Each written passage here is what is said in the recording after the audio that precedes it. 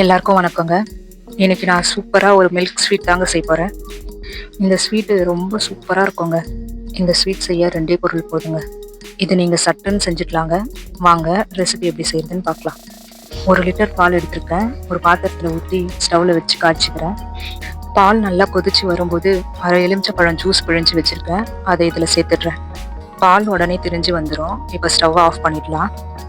இந்த மாதிரி ஒரு வடிகட்டி எடுத்துக்கோங்க. இதில் மேலே வெள்ளை துணி போட்டுட்டு திரிஞ்ச பாலை இதில் ஊற்றிக்கலாம். நம்ம எலுமிச்சப்பழம் ஊற்றிருக்கிறதுனால புளிப்பு டேஸ்ட் வரும். அதனால் கொஞ்சம் தண்ணி ஊற்றி நல்லா வாஷ் பண்ணிக்கலாம். இந்த மாதிரி ஸ்பூன் வச்சு நல்லா கலந்து வாஷ் பண்ணி விட்டுக்கோங்க.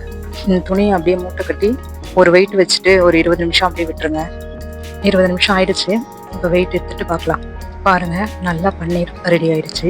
இதை ஒரு மிக்ஸி ஜாரில் சேர்த்துடலாங்க. 1 லிட்டர் பாலில் எடுத்த பன்னீருக்கு 100 கிராம் பால் பவுடர் சேர்க்குறேன். நான் அமுல் மில்க் பவுடர் தான் யூஸ் பண்ணுறேன். பால் பவுடரில் பாதி அளவு சுகர் பவுடர் எடுத்துக்கோங்க. காய்ச்சின பால் 50 ml சேர்க்குறேன். இது எல்லாத்தையும் சேர்த்து நல்லா க்ரீமியாக அரைச்சி எடுத்துக்கலாம். இனிப்பு நீங்கள் அதிகமாக கூட சேர்த்துக்கலாம். கூடவோ குறைச்சலோ சுகர் பவுடர் சேர்த்துக்கோங்க. கேக் ட்ரே எடுத்து வச்சுருக்கேன். இதில் பட்டர் ஷீட் போட்டுக்கலாம். நம்ம ரெடி பண்ணி வச்சுருக்க பட்டர் ட்ரேயில் அரைச்சி வச்சுருக்க பேஸ்ட்டை ஊற்றி செட் பண்ணிக்கலாம்.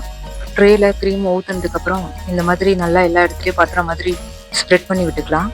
இந்த மாதிரி ஒரு 2-3 தடவை தட்டி விட்டுக்கலாம். அப்போ தான் இன்னும் நல்லா செட் ஆகும். நான் டெக்கரேஷனுக்காக குங்குமப்பூ மட்டும் இந்த மாதிரி ஸ்ப்ரெட் பண்ணி விட்டுக்கிறேன்.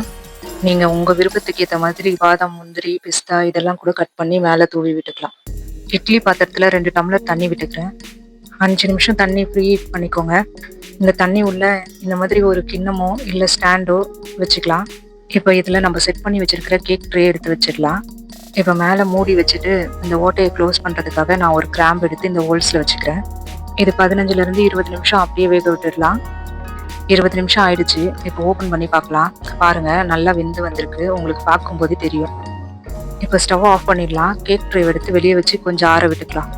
அவ்வளோதாங்க, சூப்பரான மில்க் ஸ்வீட் ரெடி ஆயிடுச்சுங்க. நம்ம விருப்பம் போல் கட் பண்ணி சர்வ் பண்ண வேண்டியதாங்க. இதை கொஞ்சம் நேரம் ஃப்ரிட்ஜில் வச்சு சில்லுன்னு சர்வ் பண்ணலாங்க. டேஸ்ட் அல்டிமேட்டாக இருக்குங்க. கண்டிப்பாக வீட்டில் ட்ரை பண்ணுங்கள். நன்றிங்க. அடுத்த ஒரு நல்ல ரெசிபியோடு நான் உங்கள் எல்லாரையும் சந்திக்கிறேங்க.